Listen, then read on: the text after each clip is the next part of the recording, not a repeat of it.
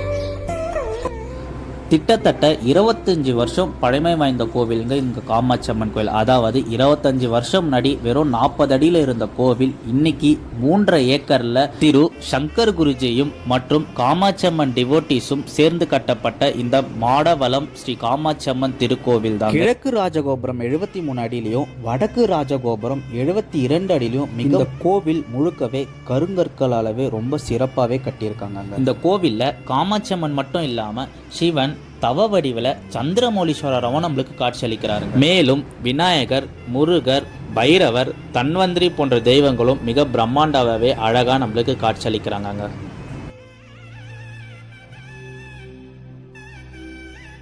உலகத்திலே வேற எந்த கோவிலையும் நடக்காத அதிசயம் இந்த கோவில நடந்துட்டு இருக்குங்க. வருடத்தில் வர எல்லா மாதத்திலும் வரும் அமாவாசையில் இருந்து 3ஆம் நாள் 3ஆம் பிறை அன்று அம்மனுக்கு நடக்கும் அபிஷேகங்களும் ஆராதனைகளும் நடக்கும் போது அம்மனுக்கு நெற்றியில் இயற்கையாகவே 3ஆம் பிறை மாதிரி ஒரு நிலா வடிவில் அம்மன் நம்மளுக்கு காட்சி தராங்க. இது உலகத்தில் வேற எங்கேயுமே நடக்காத சிறப்பு இந்த கோவிலில் நடந்துட்டு இருக்கு. எல்லா அமாவாசையிலேருந்து 3ஆம் நாளும் இந்த அதிசயம் நடந்துட்டே தாங்க இருக்கு.